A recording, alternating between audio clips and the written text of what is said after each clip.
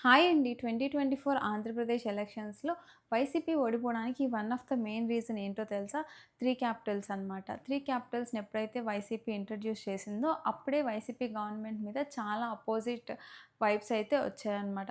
And ఇదే 3 capital బిల్స్‌ని రిఫరెండంగా Chandrababu Naidu గారైతే తీసుకుంటానని చెప్పి 2024 ఎలక్షన్స్‌కి అయితే వెళ్ళడం జరిగింది. మరి రిజల్ట్ మీరందరూ చూసిందే కదా! ఈ అమరావతి చుట్టూ చాలా డేట్స్ అయితే ఉన్నాయి. అమరావతి శంకుస్థాపన దగ్గర నుంచి అమరావతి రీలాంచ్ దాకా.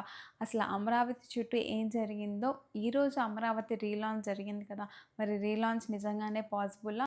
ఈ అమరావతిని గోస్ట్ సిటీ అని కూడా పిలిచారనమాట. వితిన్ 3 ఇయర్స్‌లో ఆంధ్రప్రదేశ్‌కి అమరావతి అనే క్యాపిటల్ రాగలుగుతుందా? ఈ వీడియోలో మొత్తం డిస్కస్ చేద్దాం రండి. ఎప్పుడైతే తెలంగాణ, ఆంధ్రప్రదేశ్ అని చెప్పి ఆంధ్రప్రదేశ్ 2 స్టేట్స్‌గా డివైడ్ అయిందో, అప్పుడు 10 ఇయర్స్ హైదరాబాద్ జాయింట్ క్యాపిటల్‌గా మనకైతే ఇచ్చారనమాట. కానీ ఆ టైంలో ఉన్న సిట్యుయేషన్స్‌కి జాయింట్ క్యాపిటల్‌ని కాదు అనుకోని మనకంటూ ఒక ఓన్ క్యాపిటల్‌ని అప్పుడు ఫస్ట్ నుంచే బిల్డ్ చేసుకుంటే త్వరగా బిల్డ్ అవుతది అని చెప్పి ఆంధ్రప్రదేశ్ గవర్నమెంట్ అయితే సెపరేట్ క్యాపిటల్ కోసం డెసిషన్ అయితే తీసుకుంది. సెపరేట్ క్యాపిటల్ డెసిషన్ తీసుకున్న తర్వాత క్యాపిటల్ ఎక్కడ పెట్టాలి? క్యాపిటల్ నేమ్ ఏం పెట్టాలి? అని చెప్పి ఎన్నో మంతనాలు జరిపిన తర్వాత మన క్యాపిటల్ అమరావతిగా అయితే ఫిక్స్ అయ్యారనమాట. 33,000 ఎకర్స్ ఆఫ్ ల్యాండ్ పూలింగ్‌తో స్టార్ట్ అయిన అమరావతి క్యాపిటల్ ప్రస్థానం గురించి మనం మాట్లాడుకోవాలంటే, మనం అక్టోబర్ 22, 2015కి అయితే వెళ్ళిపోవాలనమాట. ఈరోజే ప్రధానమంత్రి నరేంద్ర మోడీ గారొచ్చి ఆంధ్రప్రదేశ్ క్యాపిటల్ అమరావతి కోసం ఇనాగరేషన్ స్టోన్ అయితే వేశారనమాట. అండ్ ఇది అయిన తర్వాత అమరావతిలో పనులైతే స్లోగా స్టార్ట్ అయ్యాయి. టెంపరరీగా కొన్ని బిల్డింగ్స్ అయితే కట్టుకున్నారు. అసెంబ్లీ, హైకోర్ట్ ఇలా కొన్ని మెయిన్ అడ్మినిస్ట్రేషన్ బిల్డింగ్స్ అయితే కన్‌స్ట్రక్ట్ చేశారనమాట. అండ్ ఇదంతా సాఫీగా సాగుతున్నప్పుడు 2019 ఎలక్షన్స్‌లో వైసీపీ గెలవడం జరిగింది. వైసీపీ గెలిచిన తర్వాత ఎవరు ఎక్స్‌పెక్ట్ చేయని విధంగా అమరావతి గురించి అయితే డెసిషన్ తీసుకున్నారు. ఫిబ్రవరి 20, 2020న అమరావతి మన స్టేట్ క్యాపిటల్ కాదు, ఆంధ్రప్రదేశ్‌కి 3 క్యాపిటల్స్ ఉంటాయి అని చెప్పి అసెంబ్లీలో బిల్ అయితే పాస్ అయిందనమాట.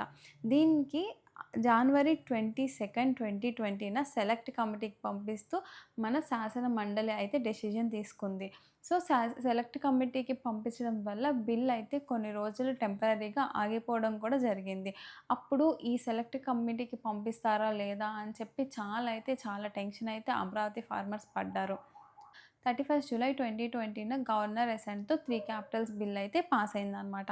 బట్ గవర్నమెంట్ 22 నవంబర్ 2021న ఈ డెసిషన్ అయితే విత్‌డ్రా చేసుకుంటున్నాం. 3 క్యాపిటల్ డెసిషన్ అని చెప్పి అనౌన్స్ చేసింది. 5థ్ మార్చ్ 2022న సింగిల్ క్యాపిటల్ అని చెప్పి హైకోర్ట్ తన డెసిషన్ అయితే ఇచ్చింది.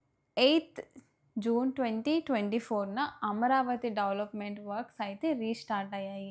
2 మే 2025న అమరావతి రీలాంచ్ అయింది. ఆంధ్రప్రదేశ్ క్యాపిటల్ అమరావతికి ఇన్ని డేట్స్‌తో సిగ్నిఫికెన్స్ ఉందనమాట. ఆంధ్రప్రదేశ్ క్యాపిటల్ అమరావతికి ఇన్ని ఇంపార్టెంట్ డేట్స్ అయితే ఉన్నాయన్నమాట. ప్రతి డేట్‌కి ఒక ఇంపార్టెన్స్ ఉంది. అంతేకాదండి, central government section 10 subsection 37A కింద స్పెసిఫిక్ ఎగ్జెంప్షన్ కూడా ప్రొవైడ్ చేసింది. ఏంటంటే అమరావతిలో ఎవరైతే ఫార్మర్స్ ల్యాండ్‌ని ఇచ్చారో వాళ్ళకి క్యాపిటల్ గెయిన్స్ నుంచి ఎగ్జెంప్షన్ ఇస్తూ కొన్ని సర్కమ్‌స్టాన్సెస్ చెప్పింది. అంటే ఈ కండిషన్స్ అన్నీ ఫుల్‌ఫిల్ అయిన వాళ్ళకి ఎగ్జెంప్షన్ అని చెప్పి నోటిఫికేషన్ కూడా జారీ చేసింది.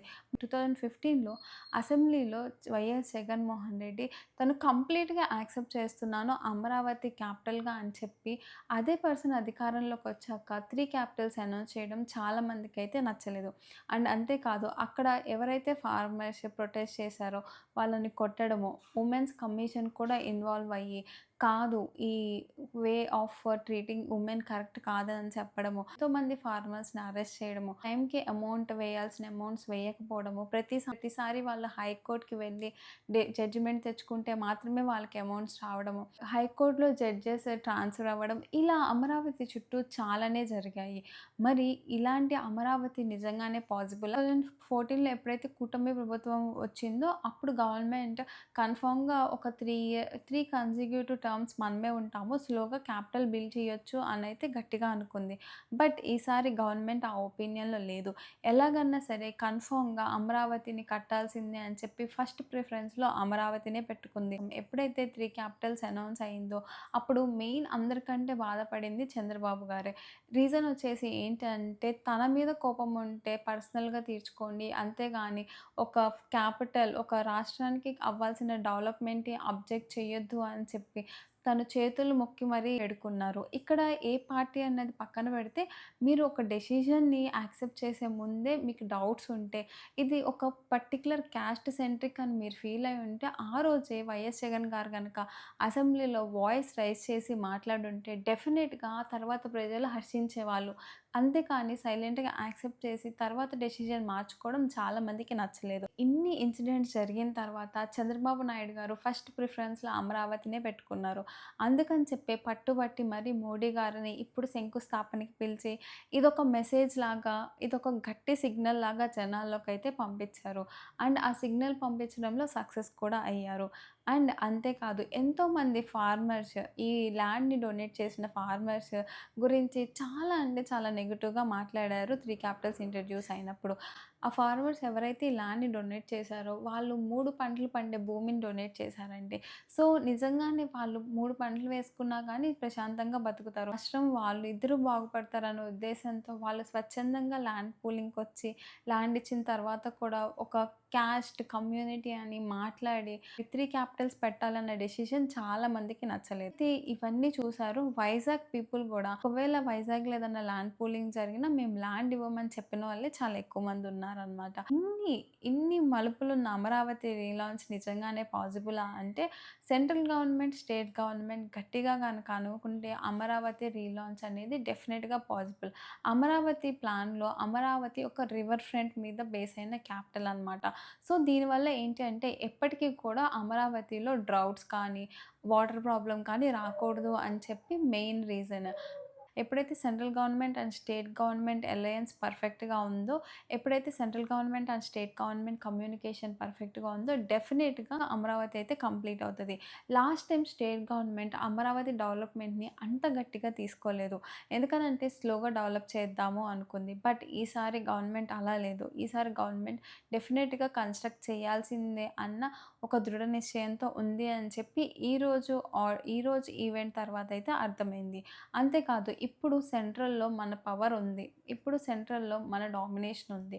ఎందుకనంటే మనకి 16 మేజర్ పార్లమెంట్ సీట్స్ ఉన్నాయి కాబట్టి దానివల్ల ఎన్‌డీఏ గవర్నమెంట్ ఫార్మ్ చేసింది కాబట్టి ఇప్పుడు అమరావతి కన్‌స్ట్రక్ట్ చేయడమే కరెక్ట్.